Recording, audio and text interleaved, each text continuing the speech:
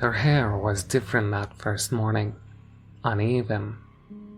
Her long blonde curls, which usually fell to both shoulders, now touched only one. "Oh my God, Abby, what did you do to your hair?" my wife Erica said, prompting me to look up from my bowl of oatmeal and see that our little girl's hair had changed. Abby stood groggily by the fridge, rubbing the sleep from her eyes. "I just woke up." "You cut your hair," Erica said. "No, I didn't." "Nick, look at her." "I see," I smirked. "I didn't cut my hair," Abby protested. "Go look in the mirror," Erica said. Abby did as she was told, and from the bathroom, she cried, "My hair!" Then she came running back with tears in her eyes. "Somebody cut my hair!" Erica and I exchanged glances. Then I said to Abby, "You really didn't cut it yourself?" "No." Erica put a comforting hand on Abby's back and said, Okay, let's go and fix it." Erica was able to even up Abby's hair and make her presentable enough for school, and after dropping Abby off at the school bus, she came home and said, "You think she's lying?" "Well, it wasn't you or me, so yeah," I said as I adjusted my tie. "Did you check her room for hair?" "No." Erica gaped at me. "Nick." I shrugged. "What? This isn't forensic files. Our daughter cut her hair. It'll grow back. She's probably embarrassed, that's all." "What if she didn't, though?" I turned and smiled and ran my fingers through the thinning hair on my own head. "Then I guess she takes after me." Erica frowned. "Nick, that's not funny. She's 6. I leaned forward and kissed Erica. "I know. Don't worry. I'm sure there is a lock of hair in the trash upstairs. We'll talk when I get home." Erica stepped aside and said, "Okay, have a good day." That evening, I came home to find Erica still upset. "There wasn't any hair," she said. "Well, maybe she flushed it." Erica sighed. "What if she's sleepwalking?" "She's never before." "Well, she's only been walking for like 5 years. I smiled. "True. We should get her tested." "For sleepwalking?" "Yeah, like a sleep study." "She's fine, Erica. She cut it herself. You never tried to cut your hair as a kid?" Erica shrugged. "I guess." "And it ended up looking terrible, didn't it?" Erica smiled. "Well, yeah, I didn't know what I was doing back then." "Exactly. And I'm sure you were very embarrassed. Just like Abby." "Alright, fine. I get it. Just do me a favor and talk to her, and make sure she doesn't do it again." I stood from the sofa, placed my hand over my heart, and playfully announced, "With God as my witness, our daughter will not cut another hair from her head." Then swiveled on my heel and exaggeratedly marched up the stairs. "Godspeed, Sir Nick," Erica laughed. Abby was lying on her bed, flipping through a copy of Green Eggs and Ham when I walked over and stood in the doorway. "Permission to enter," I said. "Permission granted," she said, rehearsed and repeated time and time again. "Thank you, my lady."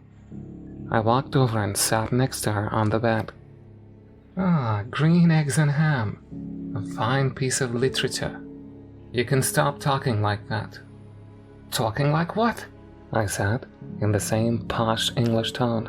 "This is how I sound." Abby dropped the book onto her lap and rolled her eyes, and as she did, a mosquito landed square onto her forehead. "Don't move," I said, and carefully moved my hand to her forehead and gently popped it. "Ow!" she cried. "Why'd you do that?" "Should have had a V8. "What?" I smiled and showed her the squashed mosquito on my hand. "Ew, that was on me?" "Yep. He came by to check out your new haircut." Abby frowned. I don't like it. It'll grow back. I know, but still, it's ugly. I set her book on the nightstand and pulled her covers up to her chest and said, "It's impossible for you to look ugly." "Promise?" "Promise." I leaned over and kissed her forehead and then playfully grimaced and said, "Ew, mosquito." Abby giggled, and I stood and noticed a warm breeze blowing from the nearby window. I walked over and saw it cracked open a few inches. "Did you open your window?" I asked. "No," she replied. I peeked outside and, seeing nothing but the orange glow from the neighbor's house lights, shut the window, locked it, and drew the curtains. "Must have been Mom," I said, and walked over to the doorway. "Sleep tight, and don't let the mosquitoes bite, and don't cut your hair." "Dad!" I know, but still, don't." "I won't." "Very good, m'lady," I said, in the English tone she hated. Abby sighed, and I followed up with, "Love you." "Love you too." I found Erica already in bed, and after brushing my teeth, I joined her and asked, "Did you open Abby's window?" "I don't think so. Why?" "It was open." "I don't know why I would have. It's so hot out there." I sat there for a moment, thinking, then said, "Well, good night," then kissed Erica and turned off the lamp. "Nick, wake up!" I opened my eyes to see Erica standing over me. I rolled over. "It's Saturday." "It happened again." I rolled back over. "What?" "Her hair. It's been cut." I sighed and kicked off the covers. "How bad?" "Bad." We walked over to Abby's bedroom. She was sitting on the bed, with the left side of her hair cut to above her ear, the other side at yesterday's chin length, and she was sobbing. I walked over and said, "Abby, what happened?" "I didn't do it." "Well, who did?" "I don't know." "Somebody had to have done it, and it wasn't me or Mom." Abby pounded on the bed and screamed, "It wasn't me!"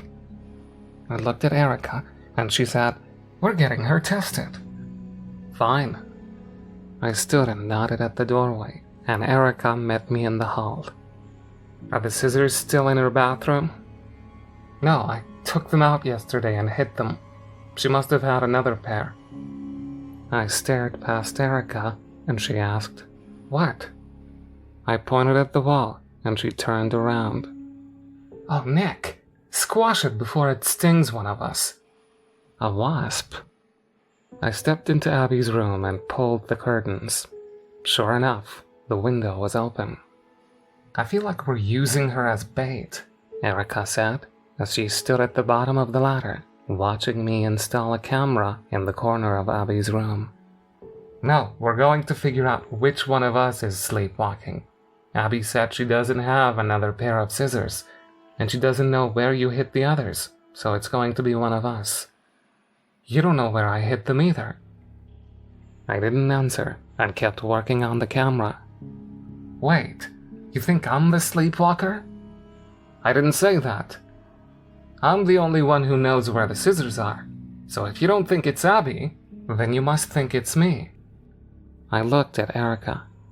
"Let's be honest, you're the only one here who went to cosmetology school." "What's that supposed to mean?" "It makes sense that you'd cut hair while sleepwalking." "I'm not a sleepwalker." "We'll see. If anybody is sleepwalking, it's you." I sighed. "Jesus Christ, Erica. First you were saying it's Abby, now it's me?" "You talk in your sleep sometimes." "Talking and walking are two different things."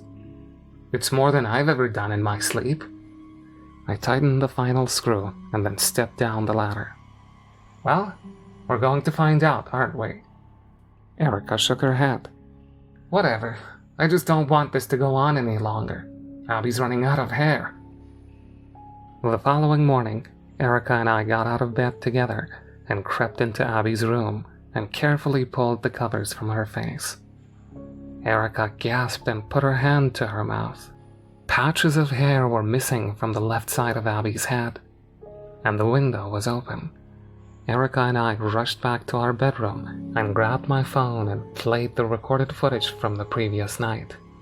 For the first few hours, Abby was sleeping, occasionally tossing and turning, but nothing out of the ordinary. We fast-forwarded further into the night, and then there was a slight movement by the window.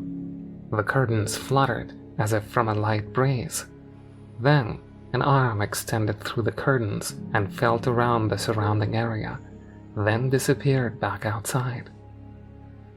A second or two passed, and the head poked through, followed by a torso, and then legs, and then, in almost complete silence, a woman in her entirety had slithered into my daughter's bedroom. Erica gasped and squeezed my arm. Next, the woman stood. The footage was black and white, so it was difficult to determine the exact color of her hair, but it was dark and straight and fell to her waist. Her outfit, some sort of long gown, was equally dark, and her feet looked to be bare. She sidled over to Abby and stood staring at her, then reached into her gown and took out a bottle and a rag.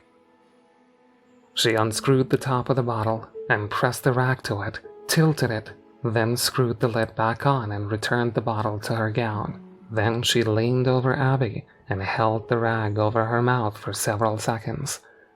She returned the rag to her gown and took out a pair of scissors and began cutting. When she finished, she put the scissors away and stood with the hair she cut from Abby in her palm. Then she ate it. She shoved my daughter's stolen curls into her mouth and chewed. And when she'd finished, she licked her hand clean of any remaining hairs. Then she turned from Abby and walked to the window, and then stopped. She turned her head and looked directly at the camera. Her dark hair hung over her face. She stepped toward the camera and past it and into the hall. I fast-forwarded the footage, every minute up to the moment Erica and I checked on Abby. The woman never went back. "Erica," I whispered. "She might still be in the house." We both turned and sprinted down the hall, yelling for Abby, and when we made it to her room, we found her lying beneath the covers, asleep. We both breathed a sigh of relief and stepped into her room. "Abby, wake up," Erica said, and pulled the covers away. She gasped and stumbled backward. The woman was lying in the bed, chewing, blonde hair poking from between her lips. "Call the police," I told Erica, and tossed her my phone as I rushed over and yanked the woman from the bed and pinned her to the floor. "Where's my daughter?" The woman kept chewing. Behind me, Erica was on the phone, frantically crying to the dispatcher. "She did something to our daughter. Please, you have to come now." "No, we don't know who she is. Please, hurry." "Erica, check the footage," I said, then turned my attention back to the woman and said, "Tell me where she is." The woman stopped chewing, stared into my eyes, then opened her mouth to reveal a wet clump of hair on her tongue. I wrapped my hands around her throat and squeezed. "You frickin' bitch," I yelled.